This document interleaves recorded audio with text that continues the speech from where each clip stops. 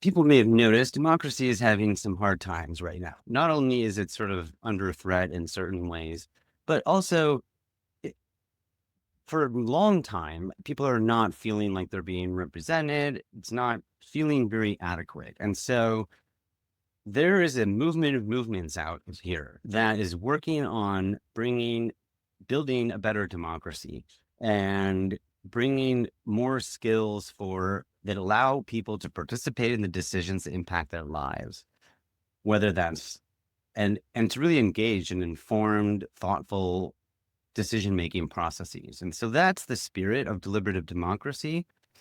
And what's more is there's a huge effort to bring that into people's communities, to where people live, to connect people so that people are able to engage locally.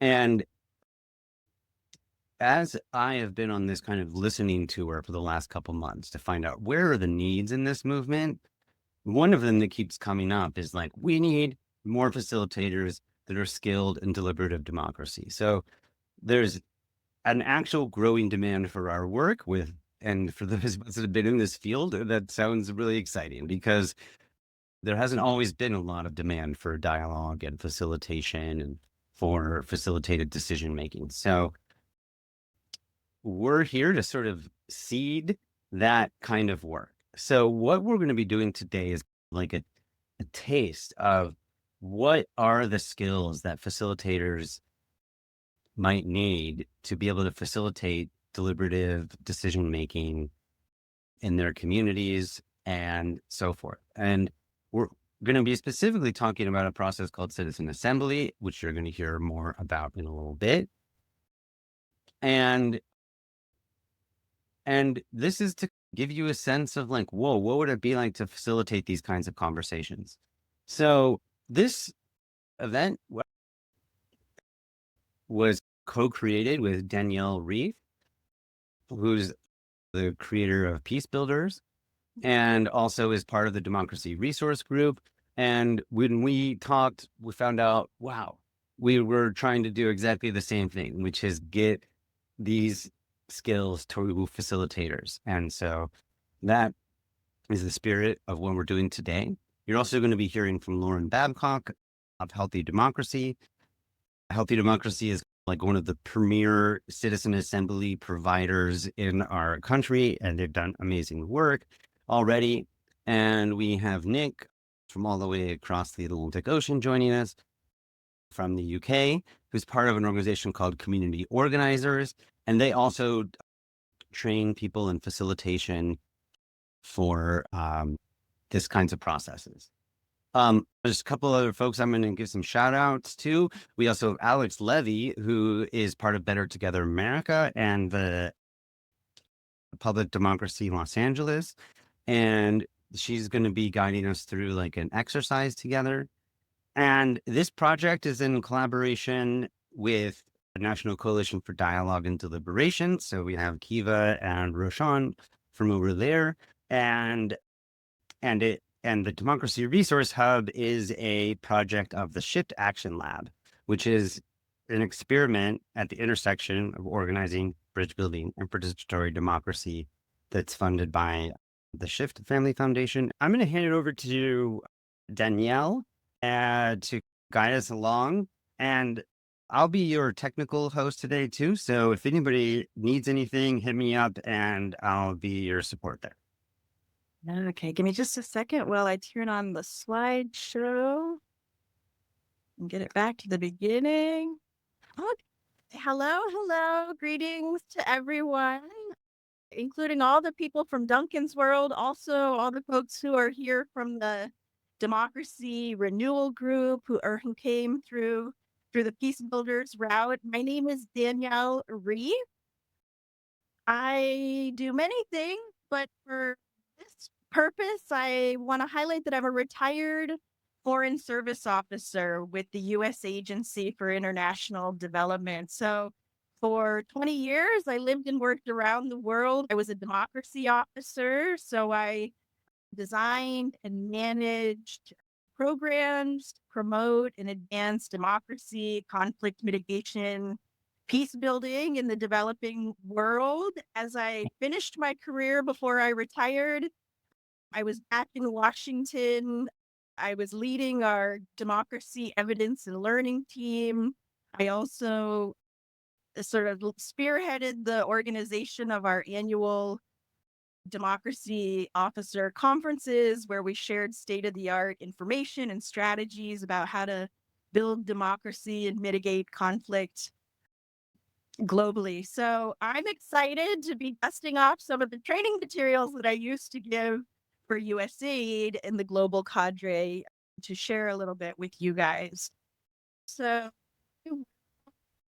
Duncan's already gone through the agenda, so I'll skip that and start with the question of democracy. What is democracy? Do you just want to put in the chat just a word or two, a short phrase? For you, what is democracy? What does that mean? Equal power. Yeah. What other ways do people have to describe it? Infrastructure. Walt's talking about the infrastructure for democracy.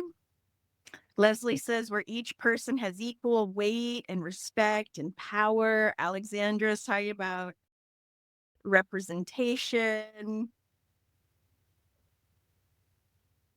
Yeah, there are lots of different pieces to democracy, coexistence, balance of power. Yes, all of these things are important pieces of democracy. Essentially, democracy is self-governance. It's self-government. It's by the people, for the people. The word comes from the Greek term demokratia, which means rule by the people. And there's a long history of political philosophy, which attempts to describe different types of democracy. Because we're in the US, I hear often a debate in the public discourse about are we a democracy or are we a republic? The word democracy does not actually appear anywhere in the Declaration of Independence or the US Constitution. And so some people argue we're a republic. We are based on we by the people, for the people, we the people, and all the freedoms that are outlined in our Constitution means that the democratic principles are underlying our system. So I think the democracy versus republic argument is a false dichotomy. Technically speaking, what we are is a democratic republic or a republic that is undergirded by democratic principles. So, why is democracy important? There's just been a tremendous amount of research, especially since the fall of the Soviet Union in the 1990s started a big wave of democracy advancement in the world. First of all, it's a human right. I mean, we have a right according to not only our own constitution, but the International Covenant on Civil and Political Rights, the Universal Declaration of Human Rights. We have a right to self-government. In democracies, there is greater rule of law, greater adherence to the rule of law.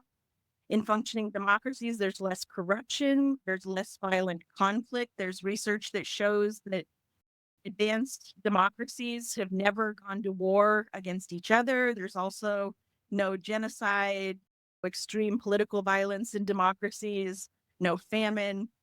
The last point on economic growth is an interesting one. For many years, that was a debated point, whether democracy actually leads to greater economic growth. And there's still plenty of people that will debate it, but there is increasing research that shows, at least in the medium and long term, that strong democracies do foster greater economic growth. And because they're based in the rule of law, they foster innovation in the business sectors and enable innovation in the private sector. So lots of reasons why democracy is important. There's an organization based out of Sweden called the Varieties of Democracy Institute. They were actually founded out of international democracy assistance space.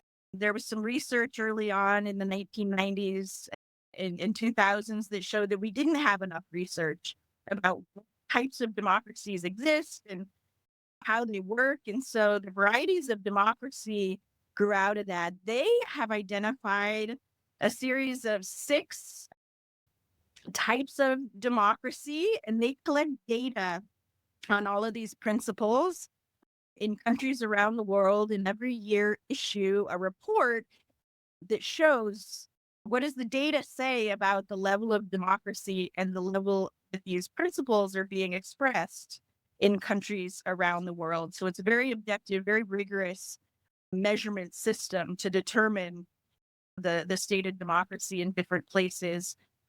But basically, their varieties of democracy range from minimal democracy. So on one hand, you have electoral democracies, which basically say if there's a competition for political power through elections, that's enough. That's a minimal democracy. If you have nothing else but just elections to determine who gets into power, that is a minimal form of democracy. And then it moves to greater engagement towards more maximal levels of democracy. I think many people would say that we have been a liberal democracy in the US for the past century or so, which means we hold individual rights as very important.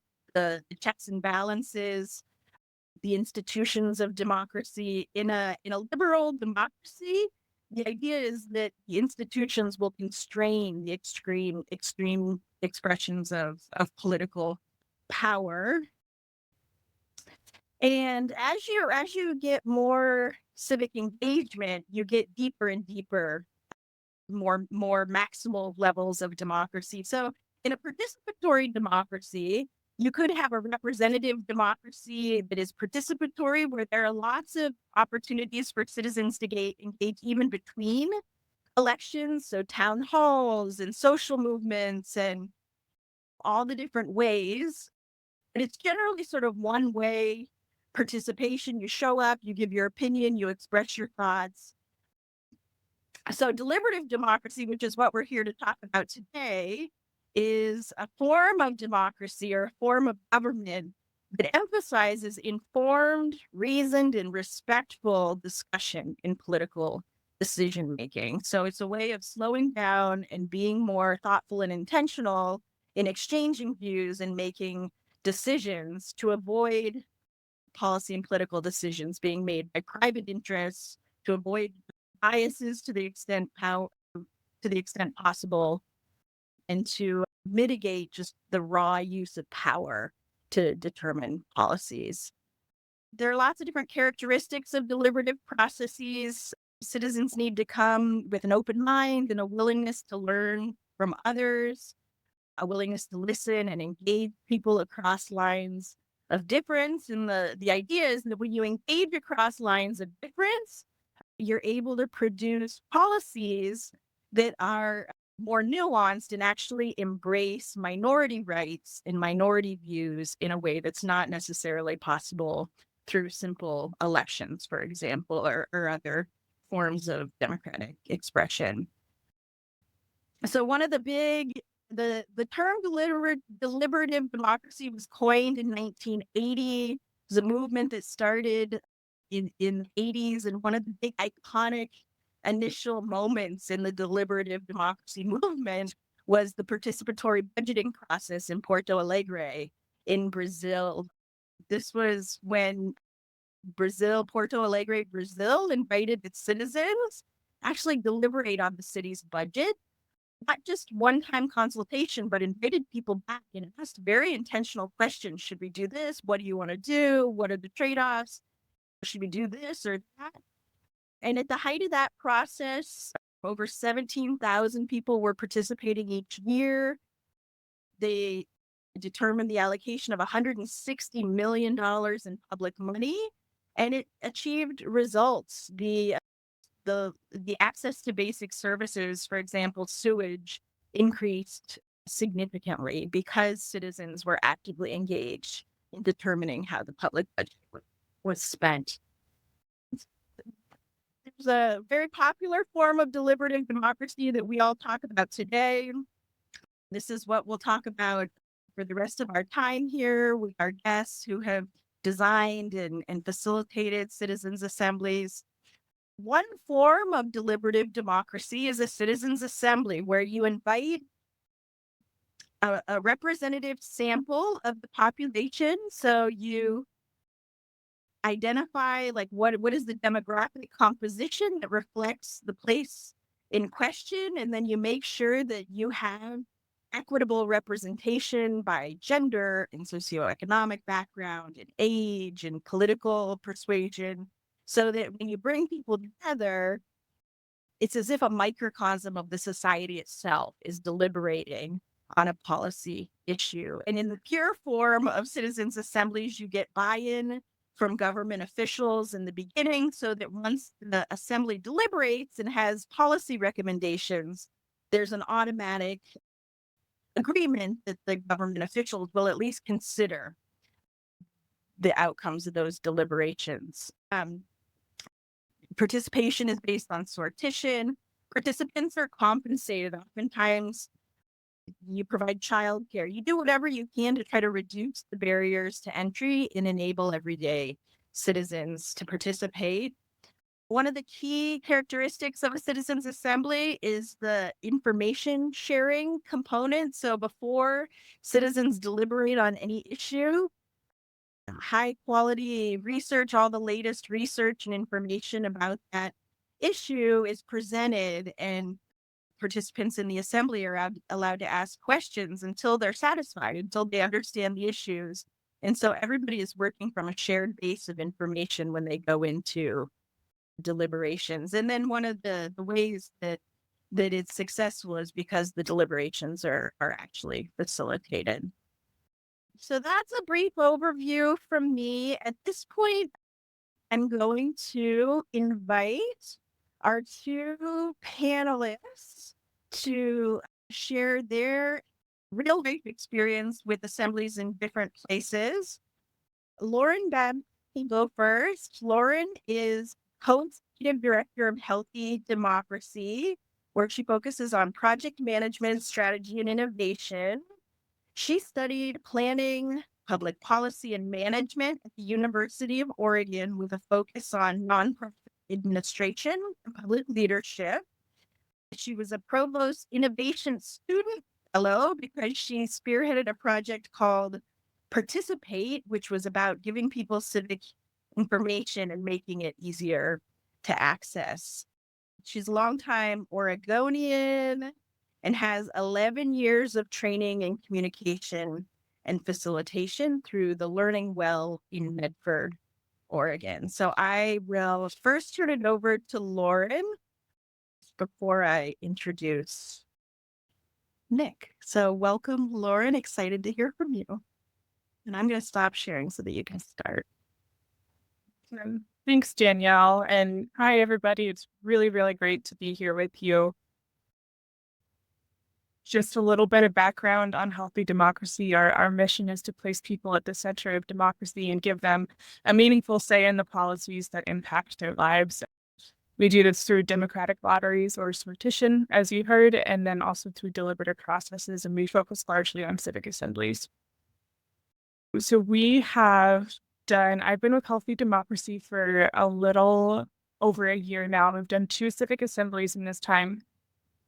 Most recently was in Colorado, but I think the one that is more interesting and I think more socially relevant for a lot of people is the one that we did in Central Oregon about a year ago.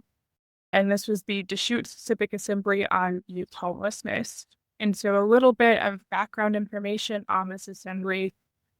The topic was preventing and ending youth homelessness in Central Oregon.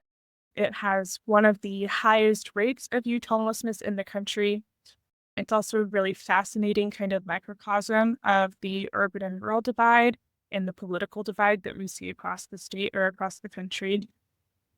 And we worked very closely on the program design or the process design with this group of currently and formerly unhoused youth called the Youth Action Board. So they helped us design the process, and they also had a lot of face-to-face time with the delegates themselves, which we believe is one of the first times in the United States that individuals with lived experience were heavily involved in the civic assembly itself. So every civic assembly has a framing question because youth homelessness is a big topic. This question helps hone it a little bit. And so these delegates that came in were answering questions what should our priorities be for building community solutions to prevent and end youth homelessness? Now, we had 30 delegates. Delegates are what we call the community members that participate in the process. And the selection process in this case started with 12,500 invitations that were sent to randomly selected households in Deschutes County. And this is using data that we get from the city geographic information systems data. Those houses are selected completely randomly. We typically get about a 3% response rate. And then everybody who responds is entered into a lottery, and we use a tool called Panelot to select for the delegates who are going to be in the assembly. And we have some fail-safes. We do a reselection and an alternate selection in case these delegates can't attend for whatever reason. And in this case, we based the sortition off of 7 demographic factors: believe gender, housing, disability status, and there were political registration, certainly one of them. But like Danielle said, the idea is to get these 30 delegates in the room to be demographically representative of Deschutes County. So they met for 5 days in total, which is truly such a short amount of time for an enormous topic. And we do a little bit of grounding and orientation into the process and what a civic assembly is and what deliberation is and how to ask good questions. And then we have a process for determining the information inflows and the presenters that the delegates hear from, background resources that they get. So they get a fire hose of information. And we split this up into two different weeks at a minimum, because it's really important that at the end of their first time together, the delegates have the opportunity to do a gaps analysis and request any information they feel that they need in order to create the recommendations to be sent to the decision makers. So in the end, these 30 delegates came up with 22 recommendations that had supermajority support. They were supported by 75% or more of all of the delegates in the room. The Youth Action Board was the first one to officially receive the recommendations, but they were also presented to the City of Bend, Deschutes County, and the Central Oregon Intergovernmental Council. And the city and the county and the local school board have all provided formal responses. And the recommendations span from providing designated funding for local nonprofits to changing some of the local policies about when students get kicked out of school and approaching that on a more case-by-case basis, and spanned a huge variety of topics. That it was a really wonderful and inspiring process. And I'm going to drop a couple links in the chat. Here are links to our website. And on one of them, you can see about a 3-minute video where you can hear directly from the delegates themselves about what this process and this experience meant to them. And the other one is a short 7-minute kind of short form documentary. And yeah, thinking about my 5 minutes, I'll pass it off. Sorry, I'm having technical difficulties. Lauren, have you finished? Okay, thank you for that. I'm going to go ahead then and introduce our second presenter. His name is Nick Garda. He is the CEO and founder of Community Organizers in the UK, where he has led and supported training for thousands of people in community organizing since 2015. He was a Teach First teacher before moving into direct community work. And under his leadership, the Community Organizers Network has secured millions in funding and is seen as a nationally significant organizing organization that is championing an assembly culture at the neighborhood level. So in the US, one of the things that I'm really interested in hearing Nick talk about is his work in seeding an assembly culture at the local level in the UK, because in the US, including through Better Together America and some of the other organizations represented on this call, are working to develop civic hubs at the community level where people can be engaged in community building and collective service and engaged in democratic activity. So it's a similar idea. And so we're excited to hear how you've done that in the UK. And why don't you take it away? Yeah. Thanks, Daniel. Hopefully you can hear me okay. Super. First of all, your starting point was interesting. While asking people what democracy means to them, and I'll tell you a little bit of why in a minute, why that's an interesting starting point. So a bit of context. Thank you for that. Community organizers we as an organization have been running now for the last 10 years. And I said this to Danielle on a call we had before, that our organization was set up with a primary purpose to support grassroots communities to come together and mobilize and address the challenges and the issues that they're facing in local places. And I think it's fair to say that my reflections on the last 10 years has been, the work has been good to some extent, but it's also been at times fundamentally futile. What do I mean by that? Well, I mean by that is things have got increasingly worse here in the UK over the last 10 years. Conditions by which people are living in become more challenging. And we've seen greater extents, greater polarization. We've seen significant numbers of people using food banks. We're talking now 2 million people, I believe, in the UK are an active user of food banks. So despite all of our efforts and all of our work, clearly something isn't working. And what should I say? Well, I think the first thing to say to that is that actually most of our work, you call them civic hubs, and what we've been calling them in the UK is social action hubs, grassroots community organizations that have been doing the community organizing work have done nothing but respond to the symptoms of inequality. Much of the work that they've been doing has been kind of symptom response work. It's been about welfare support, putting on the food bank, convening people to try and get better housing conditions or get better rights around their housing. Very little work has been done to address the root causes of inequality and what's driving poverty in those places. So pre and post farmers election in last year, we ran a series of conversations and we asked the very same question that you started with. What does democracy mean to you? And it was fascinating because we went to those places where perhaps people seen as being furthest from the political system. We went to those places where perhaps voter turnout is traditionally very low. And actually, democracy did mean something to these people. And what it meant was the overwhelming narrative that came back to these people was this sense of take back control.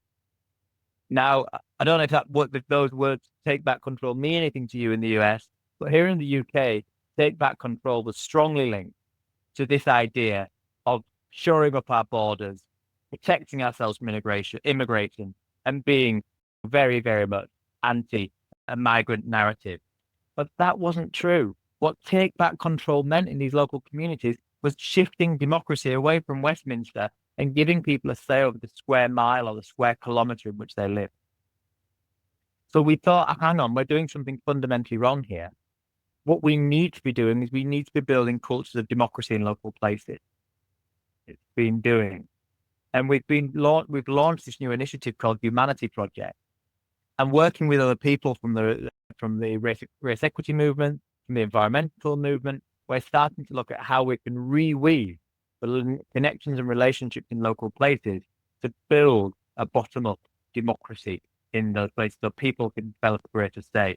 I've got a very short video clip of 2 minutes of how we're weaving what we're calling not citizen assemblies, but popular assemblies into local communities so that people can have a greater say. I'll just share this video. Hopefully you can hear the sound. Give me the thumbs up if you can. I think that most people feel like politics is failing them. I think more and more people feel isolated, but they don't know how to connect. You'll find on the doorstep that people are talking about the same things. A lot of people know that things need to be better, and they know that it's going to take collective power to make things better. When you start to dig, you will find so many people who want to change for the positive and for society. And then it's a natural next step to bring those people together. If we want people to feel that they are part of a democracy, of a fabric of the country, we don't just need a new system, we need a new culture.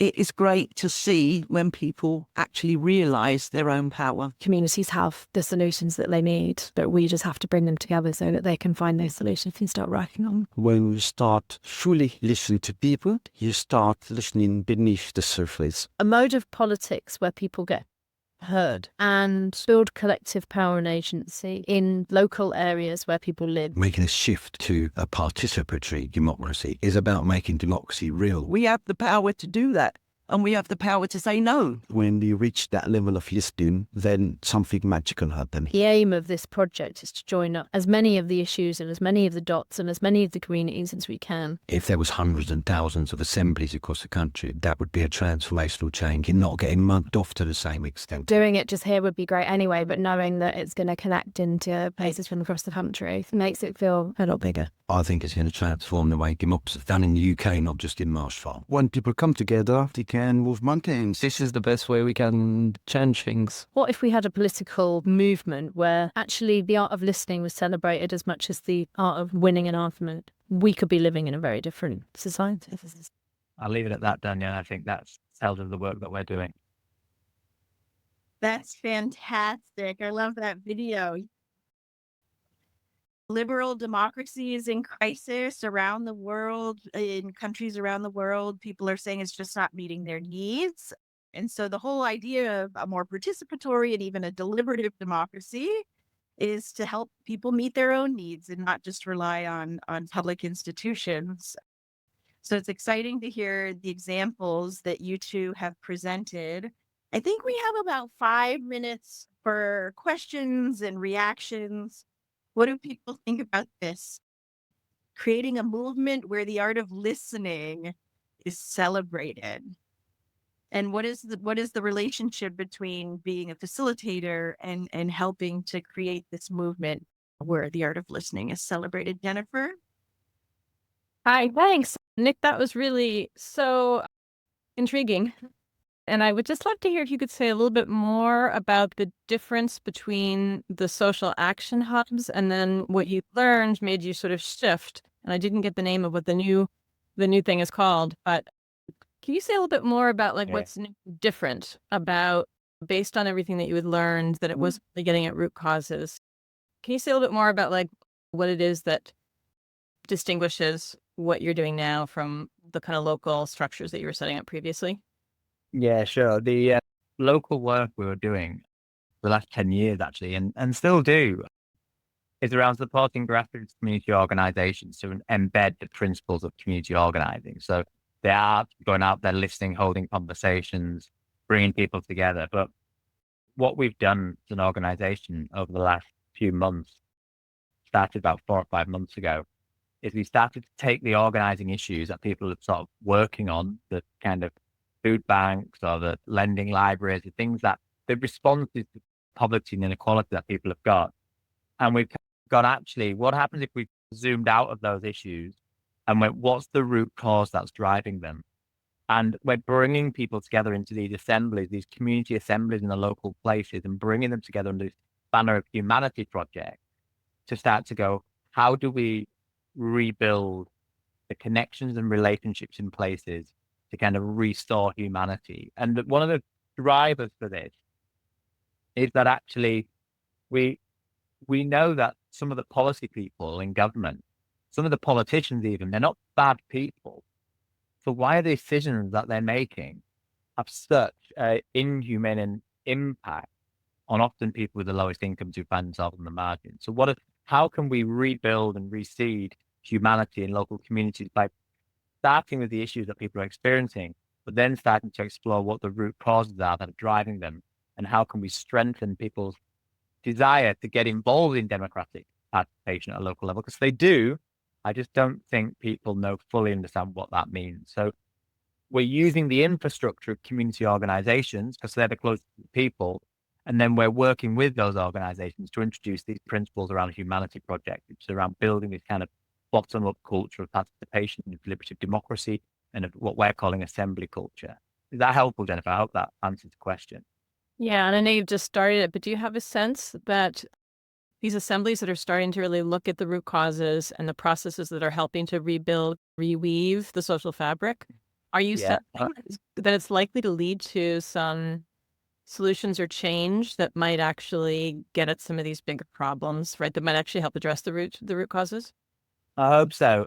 We've got a session next Friday looking at dignity and security in everyday life, which is off the back of many of the conversations that they're having.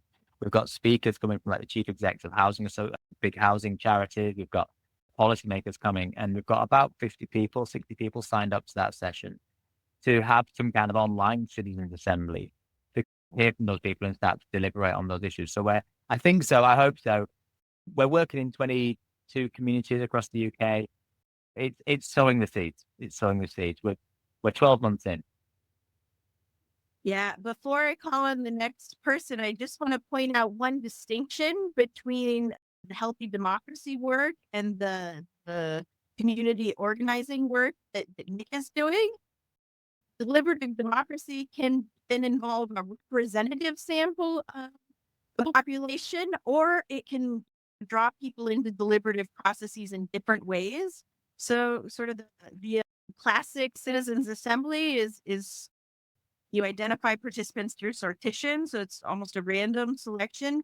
Nick is doing it in a different way. They are starting with very deep organizing community level. So it's not random selection of people who come to participate. Instead, they've got community leaders who are doing all the one-on-ones and really like getting to know the communities and bringing them together, and then helping to identify and bring in people who want to participate. So it's deep connections in the community that are leading to identification of people to participate in the assemblies. The questions can be for either Nick or for Lauren. First, we'll go to Sochi and then Walt. Thank you, Danielle. And thank you for both of you. Your examples, which are amazing. And also, as someone that is in the UK, I was super excited to see that.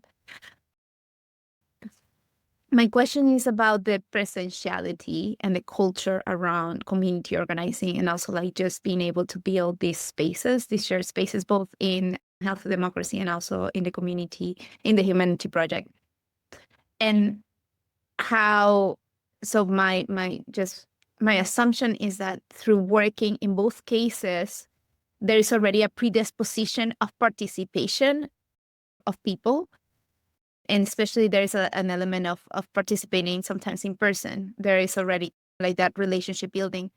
I'm a little worried about the way that social media and the creation of online communities also changes the nature of that network building and that kind of like social fabric that this kind of organizing and that deliberative democracy usually relies on. So just wanted to see if either of you could comment on that. Who wants to? I mean, I'm happy to. I mean, I think first of all, many of the communities that we're working in, I'm not sure how much people are contributing to social media, but they're certainly receiving it. And I think one of the sessions we ran actually recently was on misinformation, disinformation, and fake news. And that came up because a lot of the organizers were saying to us that on the doorstep, people are sort of citing some of the challenges and some of the issues, and actually they're just repeating almost parrot fashion some of the stuff that they've heard in these echo chambers that they've got to online. And I think that that's really damaging and really dangerous. We haven't necessarily seen that come into these kind of community sessions, community assembly conversations that we're having, because people do tend to self-moderate when it comes into those conversations. When they're in a meeting with other people, face-to-face, in person, they do tend to moderate their perspectives. And when one of the things we'll talk about later on is the sort of skills you need as a facilitator. And I think some of the skills, without going into that, is that ability to be aware and be prepared for what might happen when people bring in strongly opposing views. But one of the things we haven't had deep experience of, we've not seen a lot of it in the UK, is kind of the sortition-based citizen assemblies. And it would be good to get kind of Lauren's view on that, because how do you counter the narratives when you're bringing the experts in to cite information to the community to deliberate? How do you counter some of the kind of, I guess, fake news that people are hearing and receiving online, which people receive it, but they're convinced it's true, right? So how do you counter that? Lauren, do you Yeah. wanna chime in? Yeah, great points and great questions. I think social media can be a really excellent tool for dialogue, and it can also lead to a lot of echo chambers that I think we're all familiar with.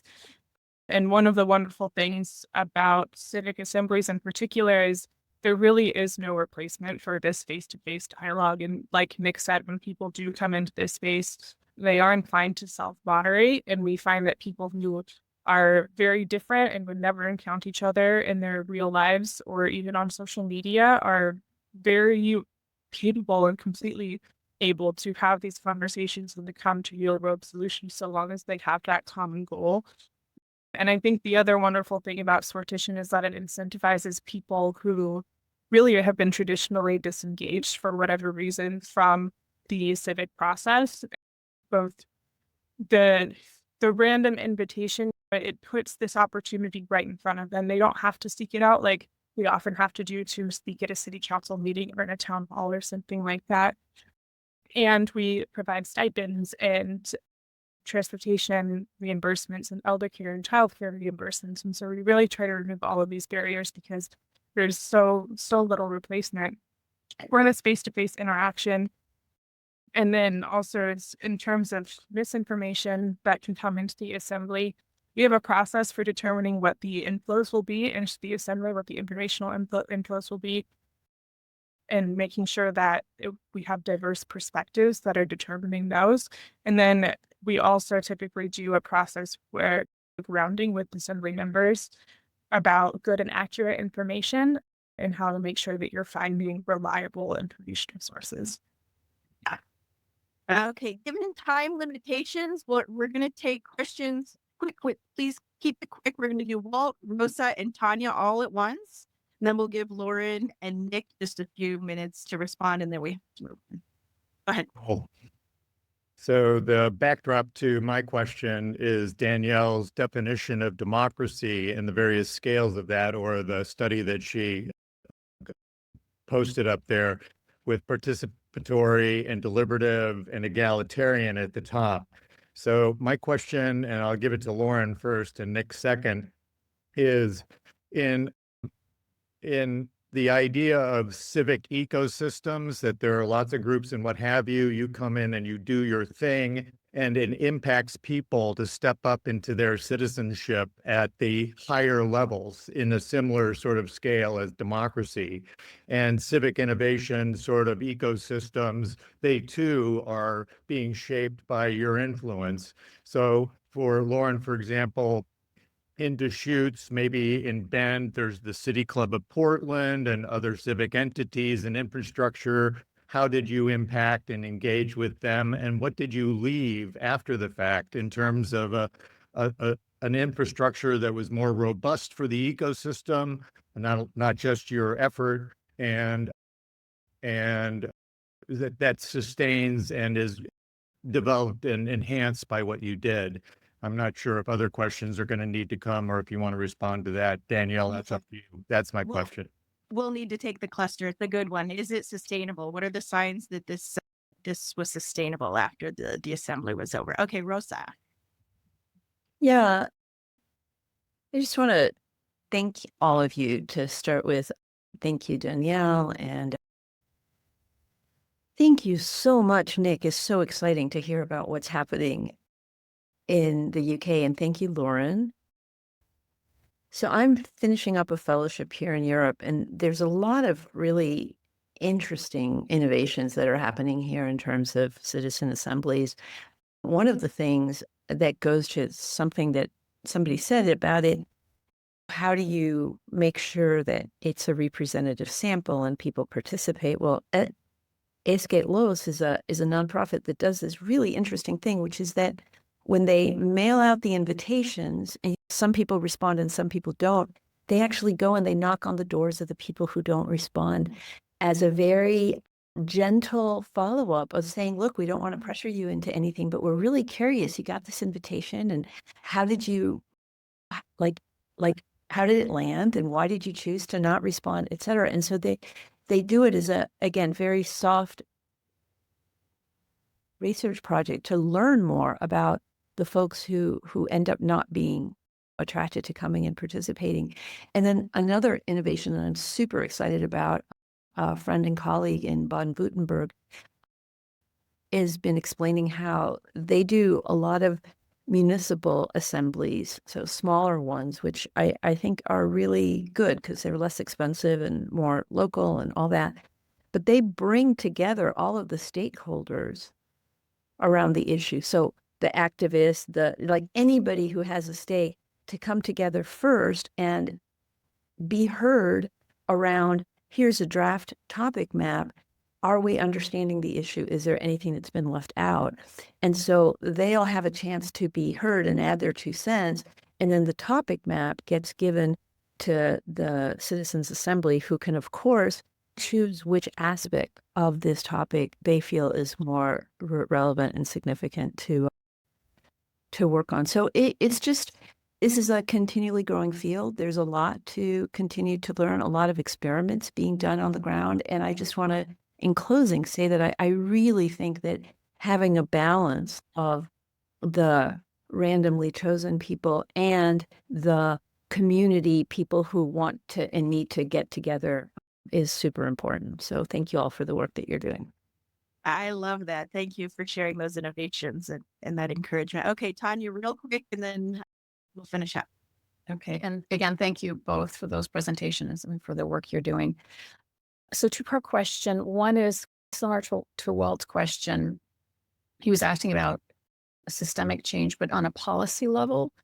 I know you're both getting off the ground, so you haven't had a long runway, but I'm just wondering if you could speak to any policy shifts that you think have actually resulted from this. And you're thinking about root causes, at least in the United States, I think about root causes largely coming from the way the money flows.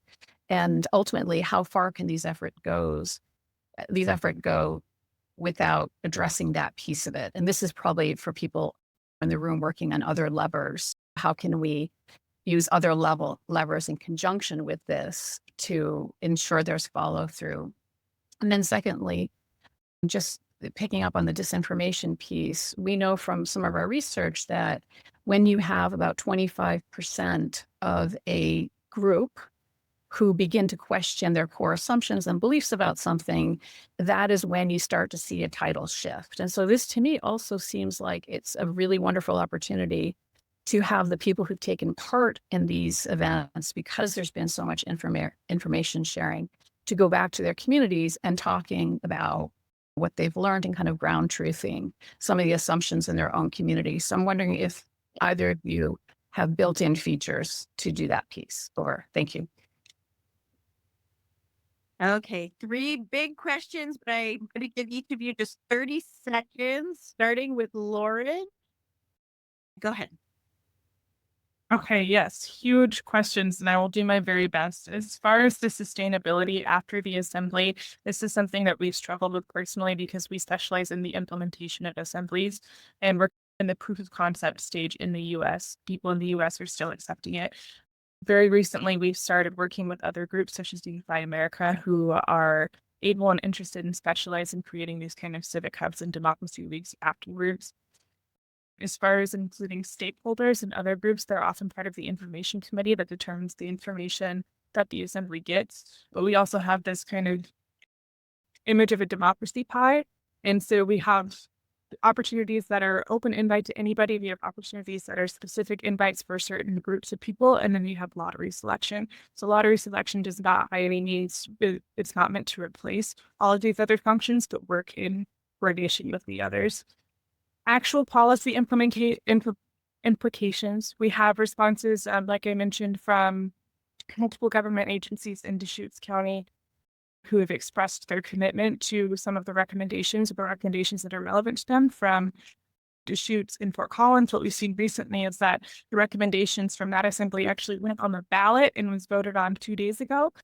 So the people got to choose whether or not they accepted them, and they did pass the assembly recommendations. So big news there. Awesome. Thank you for that speed response. Now a speed response from you, Nick. Yeah, thank you. I think in short response to Rosa, the team in Luton are doing exactly that. They're getting out there, they're knocking on doors, they're knocking on every door with an invitation and saying, come along. There's a fantastic video from The Guardian, a UK-based newspaper, the team in Luton. In response to the sustainability of this, it's a major challenge. It's one thing we're looking at now. One of the things that we think is we need to find ways of embedding this into kind of decision-making structures at a local level. There's a very helpful paper by Ben Palmquist in the US where he talks about this thing called co-governance, and where I don't think anywhere in the UK have really defined what co-governance is. So we're wanting to explore that. And in short, we have a very unique system in the UK where one of the things that you can do is you can set up proper neighbourhood councils, which have got statutory powers. That's something that we're looking at. Is there a way in areas, in communities, in neighbourhoods where you can create new neighbourhood councils which have got genuine powers? And of course that requires consent and permission, but it's something we're looking at, is how you embed this into the fabric of existing democratic structures. Awesome. Well, thanks to both of you for sharing your wisdom, your experience. At this point, we're going to turn to Alex Levy, who's going to lead us through a breakout session on deliberation. We're all going to get into small groups and do a little deliberation ourselves. So Alex is a civic engagement strategist. She has over a decade of experience designing participatory programs and facilitating bridge building workshops. She co-leads Public Democracy LA's efforts to advance civic assemblies, and thanks to their work and many others, there are potentially two civic assemblies planned within the city of LA over the next year or so, which is very exciting. She's also the lead for learning at Better Together America, so helping civic hub leaders across the country do experiential learning and scale the work that they're doing. She's also a moderator for Braver Angels. She's a returned Peace Corps volunteer and has done some international work as well. Thank you so much, Alex, for coming to share your wisdom. Alex has done a lot of online civic assemblies and related exercises, so she's going to take it from here. Thanks, Danielle. Hi, everyone. So I'm just going to go through this a little bit quickly, but the idea is to give you a feel for what it feels like to participate in deliberation. I know a lot of you have facilitated and participated, but hopefully from this, you can also just see some simple exercises that PDLA and Braver Angels in LA have started to do to get people really exposed to why deliberation matters and why it doesn't need to be a debate, zero-sum kind of conversation, but rather be able to see things from different perspectives. So the first thing that we're going to do is just get your phones out, because there's a barcode, although I'll also put it in the chat, but it's just a spectrum activity. So the first question that I want you to rate is all public colleges should be free. And you can do a really strongly disagree, angry, sad, I don't know what face that is, but whatever that face is, up to all the hearts strongly agree. And let me see if I can put it in the chat. Oh, perfect. Thanks again. Okay. Great. It's a fairly mixed bag. I just want to take one person who really strongly disagrees to be able to share in one breath why you feel so passionately that all public colleges should not be free. Is there any brave soul willing to share why they would put strongly disagree? Ooh, 2 on the spot. I can jump in with something. Yeah, Jennifer, I please. didn't respond, but just thinking about an argument that I thought of previously is that I used to teach at a private liberal arts college. And so if all public colleges become free, you're potentially putting out of business a large swath of institutions. And so that would be a consideration. Thanks, Jennifer. Anyone with strongly agree want to explain their position in one breath? Make it accessible to everyone. I hadn't thought about that part. I would have a friendly amendment to that, and to be able to subsidize the attendance of private colleges as well, to just make the barrier to entry as low as possible and available to as many as possible. Well, thanks. And you guys right there really started to already go into the deliberation piece, right? And so part of what the reason that we often start with a spectrum activity is that people come in with really strong beliefs, and it's like a fun, friendly way of opening up the environment so that way people feel more comfortable being like, okay, like I see your point. I hadn't really thought about it this way before. I'm not going to take opinions, but I'm curious, AI is more harmful than good. Should be your next poll if you're able to go to the next one. It's a good test to see how well Slido works. Okay, some people have made it over. Okay.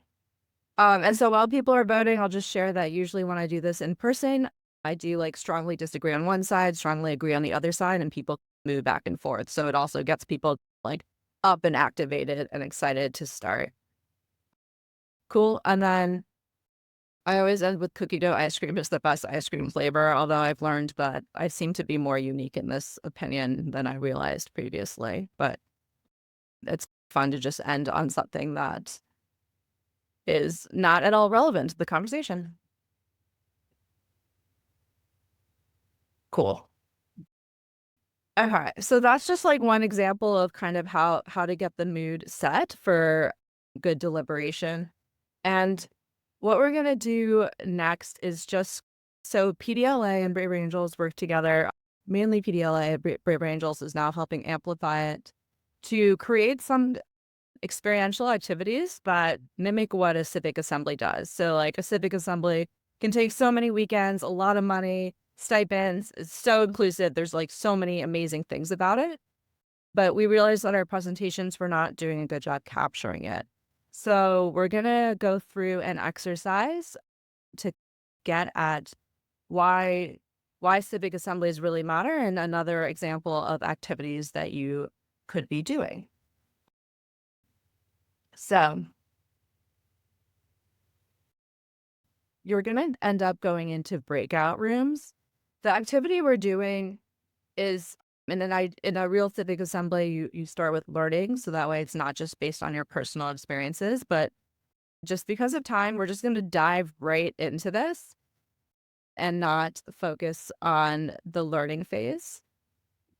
You're going to get a prompt, which is, what are the best approaches for understanding and resolving political polarization and conflict? It's kind of a big question. And you're going to have a set structure of how your breakout rooms are going to go. Your first step is to choose a facilitator, a timekeeper. Suggest you do that just by whoever's first name is earliest in the alphabet, just go with it. Don't waste time trying to figure that piece out. You're going to need a timekeeper because this is a timed activity. You can either go into apps and you'll see that there is a timer in the app, or you can just use your phone or watch or whatever method you do for keeping time. Each person is going to get 90 seconds to share how the topic has impacted their life and what do you think is the best approach to addressing it. Try to keep it to a minute even, just because I think we're running a little bit behind and just to be able to facilitate it. This is based on a liberating structures facilitation method to try to level out power dynamics by first giving everyone a chance to speak and setting the tone so that way everyone feels comfortable speaking. And then the second part is that you have a really tough task in record time to figure out at least one shared experience in the group, one point of contention, and one follow-up question to further explore. I wish you guys a lot of luck. That's obviously not enough time to really dive deep into this, but hopefully it gives you a taste for what it might look like. And so just as a reminder, when you are in your groups, you are listening to understand, not just as a rebuttal for trying to argue back. You're trying to surface underlying values and trade-offs. And your goal is to seek shared priorities. You don't need to reach unanimous agreement, but just to understand. Could people put in the chat one skill, one facilitation skill that you think is important in all this? Deep listening, boundary setting, huge. Reflective listening. Listening. Brooke is talking about the parking lot. Lots of things come up simultaneously, not always time to address everything. So being able to say, okay, that's interesting, and we don't have time right now. Let's park it for later. Ooh, asking good questions. Anna Goodman, the ability to make sure everybody's voice is heard in the room. Alex, do you want to comment on any of these things coming in? No, I think most of them are pretty self-explanatory, but it's definitely the idea behind this was that sometimes providing structure is helpful for giving people a chance to really listen, and that sometimes as the conversation gets more and more open, then sometimes people feel worried about speaking out or over speak out, and there's just not like the right dynamic for really creating a space where people can deliberate and feel heard. So all of these comments seem to be getting at that perfectly. Awesome. Thank you so much, Alex, for leading us through this, and to everybody for playing along. I hope it was interesting and useful and informative. At this point in the agenda, we are going to turn back to Nick and Lauren to talk very specifically about the question of what facilitation skills do we need and how can we use them. So each of them will have another 5 minutes. We started with Lauren last time. Why don't you go first this time? Thank you. That moment when you say you can go first in your PowerPoint, it's just your slide you created just disappears. So let me just bring them back up myself. Apologies. Yeah, good facilitation skills, recovering when the technology doesn't work. Yeah, they just disappeared. I don't know why, but there we go. Right, let me just share. Okay. Facilitation skills, what we're calling community assemblies. And so we asked ourselves this very question recently, primarily because we want to build this kind of what we would call a wave of community assemblies around the UK. We don't have capacity to do that. We're only a very small team of people. So we thought, how can we upskill people as quickly as possible with some of the skills and actually, dare I say, the confidence, because there's something here about confidence to be able to run these localized assemblies. So we sort of spent some time thinking, actually, what is it that we need? And we built it on what we're calling 3 kind of core aspects: foundation, framing, and practice. So what are the foundations that you need for people to understand this stuff? How do you then frame the kind of assembly itself, recognizing that there are probably different ways of framing the sessions and like coming together, creating the structure of those sessions? And then what actually is the practice? What are the practical skills that you need? So we created this 6-part program that we've been running both online and in person to build but it focuses on this thing about building trust, empowering voices, talk about exploring tools for inclusive and reflective participation, and how what we're talking, we use this phrase from tension to transformation. How do you move from this kind of conflict that people have to kind of confidence and be able to work together? So these 6 kind of core sessions that we're working from are these, and I'll just talk you through them. And I think what you'll notice from this is that kind of actually you probably have most of these skills already in abundance, and know what to do. The power of listening in assemblies. Well, this is really important because we focus in on the kind of the outreach part before the assembly takes place. That kind of the need to go out there and have conversations and do that deep listening and the deep canvassing work, or call it what you will. We've heard already the people flyering 1,000 flyers or whatever that might be, and then knocking on the doors. We talk to people how actually you need to do that work and have deep engagement and deep relational conversation with people, start to build the trust that is needed to get people into the space and into the room to have that conversation with you. Then we talk about actually the practice of listening itself. Actually, how do we develop actually the art that it is listening so that we can have good conversations with people? And listening is shorthand, right, for deep relational practice and deep relational conversations. Then we move on to these 2 sessions around reflective practice and methods. In the reflective practice session, we look at kind of the importance of being a reflective practitioner. Like, actually, what impact do we have on the room of people that we have in front of us? So we look at the importance of being a reflective practitioner and being self-aware of your, dare I say it, triggers or the things that kind of give you a reaction so that you're ready and prepared when you're in a room with people to be able to respond to that environment and respond well. And then facilitation methods and practice, we look at the different methods that you might want to use to host a good conversation with people when you've got them in that space. What will your assembly look like? Because not every assembly needs to look the same. This is one of the things that we're realizing more and more, is that you can't take a cookie cutter approach to building your assemblies. You've got to be able to build different methods and practice, and you can build that in. And then the last two, you talked about polarizing opinion just now, but we're looking at kind of conflict and group dynamics. Like, what is conflict? What does conflict mean? And to quote an organizer from the States, Marshall Gantz, conflict is the midwife of change. Actually, it's really, really important, right? That actually we understand what conflict is. And actually that conflict can be a good thing if we find ways of embracing it in a healthy way, which allows people to have good conversation. And then the final session is always a bit of fun, but we look at challenging group dynamics. We look at the people who are, how do we actually encourage people in that environment? The people who might be appearing disinterested, or maybe the loudest in the room, or may have a challenging opinion which undermines the group, or whatever that might be. So we just look at little techniques as facilitators that you can do to maybe bring people back into a good conversation, challenge some of the behaviors that emerge. So it's a 6-part session, or it's 2 days together in person. And I'm sure that many of you have probably got a lot of that content, but we brought it together because we wanted to look at the kind of those foundational principles that you need, the kind of the practice that you need, and how you can hold it all together. Is that, Danielle, is that okay? I know we're short of time, so I tried to be quick as I could. That was brilliant. Thank you, Nick. And now we're going to turn it over to Lauren, who I think is going to dive into just 1 or 2 skills, maybe in a little more depth. So it'll be complimentary. Next, let me share my screen. This screen. Okay.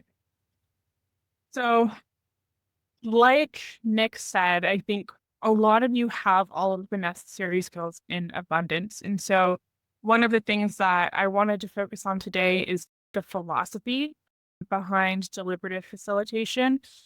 And both of these things can be transferred into skills easily, but this really focuses on how is this different than traditional facilitation. I'm going to start with our philosophy. So this says, because deliberative processes are often used to address highly charged political issues, the integrity of the process requires, and we typically use the term moderation instead of facilitation, requires that moderators are not seen as partial to any particular decision. For this reason, we follow a strict separation between the process and the content. We are active participants in upholding the process, but do not engage in any exchanges about the content of the assembly. This approach both avoids perception of political bias and this is another key kind of philosophy of ours, allows for a level of delegate autonomy that is unmatched by many facilitated processes. So you have 2 key things from that. One is thriving in the process and letting go of the content. And the other is facilitating complete and total delegate autonomy and empowerment. And so when I talk about the process, we spend many, many hours on the process design of assemblies. And so we can tell you what's happening next, what the purpose of the next activity is, what it's going to look like. But for example, with the Deschutes Civic Assembly, I am opinionless when it comes to youth houselessness and youth homelessness. Now, that being said, we do have a very strong commitment to equity and respect, but even when it's necessary to step in for those reasons, we stay very content neutral. And the idea is that the delegates have complete autonomy and power, and the results of the assembly come solely from them with no influence from us at Healthy Democracy. So, process focuses on what is the purpose of this activities? What should our recommendations focus on? What is the next activity? Content we're pretty strict here. What did the last presenter say? What does the community think about this? Why is this topic important? And in all of those instances, we will deflect and say that's a really great question for your fellow delegates. That's a really great thing for you to talk together about, to find support in each other about. And like I said, I have no opinions besides upholding equity and respect and the integrity of the process. So process versus content, what that actually looks like I said, complete neutrality. We don't evaluate any of the information that goes into the assembly, but we create the conditions for the delegates to evaluate it themselves. Like I said, we will often deflect and say, that's a really great question for your fellow delegates. That's not in my wheelhouse. In any way possible, if there's a question of what would be better to do next, or what would be the most effective process or activity to do next, we hand it off to the delegates. And then when it comes to the final report of the assembly, we use the delegates' exact words. We do no editing. We do no interpretation. Everything that comes out from the delegates in that final report to policymakers, their words and their words will be. The other part is the complete autonomy and empowerment of delegates. So we treat delegates with the respect that is typically afforded to decision makers, to senators, to congresspeople, to mayors. And the kind of the analogy that we use is, if this is an orchestra, and this is all true for whether it's an assembly or smaller level deliberation, we're not the conductor, we're the tour guides. We can tell you where to go and how to get there and what the importance of that thing or that process is, but we are not conducting anything, and we are not creating the art or the results by any means. And so what this can look like in practice is that we always try to have 2 and sometimes more co-moderators, because there's an inherent power given to a facilitator just by being in front of the room and being the one with the information about the process. So we try to distribute that and keep it to 2 co-moderators who dress business casually. We often stay seated in the front of the room. People, especially in the beginning, the delegates will ask a question and look to the facilitators, the moderators, for a response. And we'll often just say thank you, and then look around at the delegates expectantly, passing the question back to them. And we incorporate many different formats for dialogue, for contribution, different learning styles. We try to incorporate movement. Some people tend to be very quiet, and so offering more avenues for them to contribute. And this is actually really counterintuitive to a lot of my personal facilitation training, but we very much refrain from rephrasing or paraphrasing anything that the delegates say. So if we hear something from them and say, and typically I would want to say, it sounds like you're saying this, we'll just say, thank you for that, and then leave it up to them and the other delegates to do that kind of meaning making on their own. So that is a very, very brief overview of the very core kind of principles and philosophies to our deliberation style. I went a little bit over, I'm so sorry. But yes, and here's my contact information if you want to reach out, and this QR code will lead you to our website. You can sign up for our newsletter for any upcoming training details, et cetera, et cetera. Awesome. Lauren and Nick, that was awesome. Thank you so much. We have 5 minutes now for questions and discussion, and then we'll do 5 minutes of wrap up. So just 10 minutes left in the meeting for the questions and discussion. The topic is facilitation skills for assemblies and for deliberative processes. What questions do you have? What comments, takeaways? Go ahead, Rose. Thank you all for being here. We're building democracy together. And now, open discussion. Go. Yeah, thank you.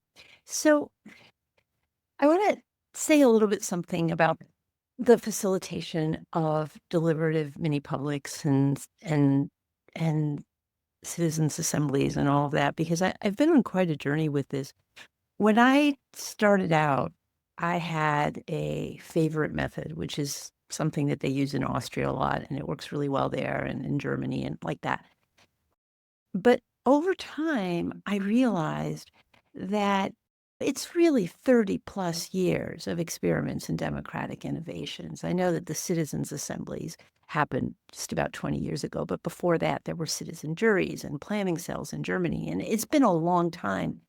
And there's this cumulative body of evidence where different formats, different models, different lengths, different facilitation styles, and yet overwhelmingly participants really appreciating the experience, really rising to the occasion, and really finding a lot of meaning in working on collective action problems with a diverse crew of people, right? So it just really made me rethink a lot of things. I used to get really frustrated, and I still do a little bit in the deliberative democracy literature for a long time. Facilitation was minimally theorized. Like people would talk a lot about the random selection and all that stuff. But then when they would get to the facilitation itself, they would say, well, you need a professional facilitator to make sure that people follow the rules and everybody gets a chance to speak, period. On to next topic. Like it was like all that they would say about it. And it would drive me nuts because as a facilitator, I know that there's a lot more that we're doing, and a lot of it can be pretty subtle. But eventually, I posed myself the question, what if on some level that's true? What if on some level it ultimately doesn't matter so much what your particular flavor, what your particular style is, as long as you're providing the security in the room that it's not just anything goes, and that everybody does have an opportunity to speak, and that everybody's going to be treated with respect, right?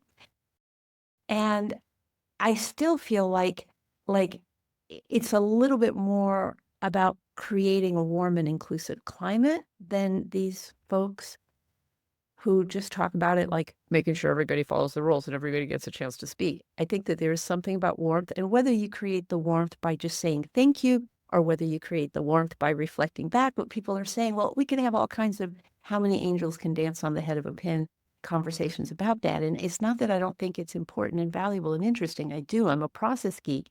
And I just want to open it up a bit to say that maybe there's a lot of different ways of approaching this that actually all work. Check. That was beautiful. And now I'm going to redistribute my gaze to Walt.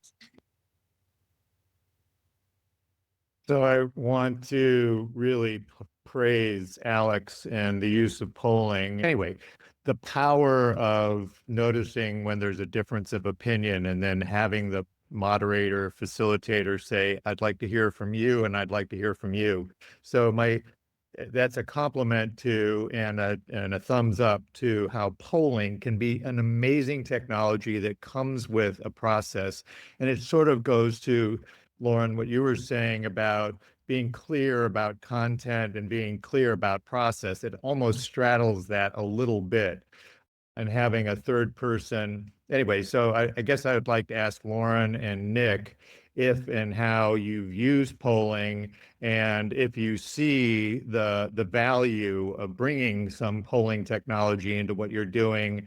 And but anyway, I just really wanted to shine a light on the power of polling can be enormous in shifting a room and making it purposeful and not polarized. I absolutely agree. I think one of the things that we've been quite limited on, and that's partly down to probably our technical incompetence, is the use of kind of polling in meetings with people in person. Primarily because I don't know why, but a lot of the conversations that we've had with people I still feel a little nervous about the use of tech to scan a QR code, put it in, get their opinion. So we tend to just use kind of a line. We say to people, stand over there if you have one view, and stand over here if you have a different view. And that's how we do it. And we physically get people to move around the space. And that's really interesting, because actually what you can then say to people is, physically, would you move? Would you if now you've heard some differing opinions, would you move? Would you stand in a different position? People do move. Now, that does require confidence from people to be able to assert their position and do that publicly, but sometimes it's told or anonymous. But actually, we've never really had anyone say, I'm not willing to make a stand and take a position on something. I'd say, yeah, if they do anything, they just stand in the middle. But they always move in the end. So I think that's what we tend to do, is do it more physical in person. Yeah, I think that's what we've leaned towards largely as well, and not necessarily the lineup in a room, but we will do preliminary voting or prioritization processes just so people in the assembly know where everybody stands. And I was thinking during Alex's kind of exercise that this would be a really incredible tool to do in the beginning and then do at the end of an assembly, because one of the questions that we see the most is, do people actually change their minds? And I think that would be a wonderful way to exemplify that. We've also seen it, I think this is very closely tied to the conversation about AI and processes like this. There are a huge amount of tools that are coming out that kind of offer this promise, both to do polling in the assembly and also before and after to see what the community perspective is. And that's something that we've been exploring a lot more. And I just offer that in the middle as well. So if you do polling, the beginning and end and the point you made is valid, but there are strategic points throughout the conversation where that kind of a quick sort of thing can help. It can be equally powerful to do it in the middle as well. Absolutely. Thank you. No, thank you. Do you offer comfy chairs and chocolate? Like, to what extent? How do you set up a room? How do you set up a room for an assembly? So this is another thing that we are constantly exploring and trying to, like you said, incorporate that warmth. And so much of it is in the setup of the room. So one of the things that we love to do is get flowers from local florists and set those up at all of the delegate. They're usually set up in a U and set those up at various delegate seating spots. We've also had a lot of conversation about, and depending on what people's skills and interests are, they'll offer activities between sessions. And we started playing music, both like during break times and then entering and exiting, and always have snacks and coffee and whatnot available. But there's also been a decent amount of research about how the social capital that comes from assemblies is improved when people go out for social events on their own before or afterwards. They go out and have dinner together, go out and dance together. And so that's another thing that we've really been exploring. But there are these minor ways that we've worked on incorporating warmth and comfort into the process. Yeah, just echo that. Take a look at the Humanity Project video on Instagram if you can, which shows that gathering of people with kind of the drums, the African drumming, and bringing people together. It was great fun. People, because we want to make it a joyous celebration. I've got a colleague who says, Lee Jasper, he's from Jamaica, and he said, we've got to keep taking people to church. I don't know, I think what he's trying to embody by that is this whole idea that it's about joyous celebration rather than you sit around with Post-it notes and flip chart paper. So it's about how we can build a joyous celebration to these conversations. I could ask a question. Yeah. Yeah. Laura with the Ship Action Lab. I guess this is the question for maybe both of you. In our framework, we're thinking about how to bring together the skills of bridging dialogue work with the power building and community organizing skill set with the participatory governance skill set. And I was very excited to hear about your work, Nick, that it seems like it does have all of those pieces woven in. So I guess I'd just be curious to hear from both of you, like how you think about those things relating to each other. You want to go first, Lauren? I was going to ask if you could state those three things again. Yeah. So bridging work, which is like bridging the divides between people, this kind of dialogues that are more about depolarization, like what River Angels does or other groups. And then community organizing, the second one, and participatory democracy, citizen assembly, all of that. The third bucket. Yeah, absolutely. I think participatory democracy and bridge building, to me, at least in the work that I do, they go hand in hand. We've seen remarkable changes from people in their perspectives once they come into an assembly, and also the amount of faith that they have in their communities and their neighborhoods. And one of the things that I say often at the end of an assembly is, like, you were chosen randomly, but you were also chosen very specifically because of your differences. And we have a debrief at the end where they share what this experience meant to them. And they often express that there's so much more faith in themselves and their community as a whole because they've seen what this random group of people can do together. Oftentimes, they're more inclined to go into different levels of civic engagement or community organizing. Like I said, we specialize in the implementation of assemblies, and that's something that we've been exploring more and more. But I think that's our weak spot for now. But participatory democracy and bridge building, I think, go hand in hand. Yeah, yeah. I mean, I agree completely. I think from our perspective, it's the element of patience here. Like, actually, we're taking people on a journey, and I was working with some academics and people who work around the work that we do, and I was saying I just want people just like get this a bit quicker now. I feel like I've been working with people for a long time, and people need to get this a bit quicker and just get a move on. And they're like, look, you've spent 10 years working with people to get the grassroots organizing bit right, and they're now realizing their power to affect change at the local level. You're now introducing a whole new range of other ideas and concepts around democracy and civic assemblies and community assemblies. And you're just going to have to be a bit more patient. And I'm like, do we have to be patient still?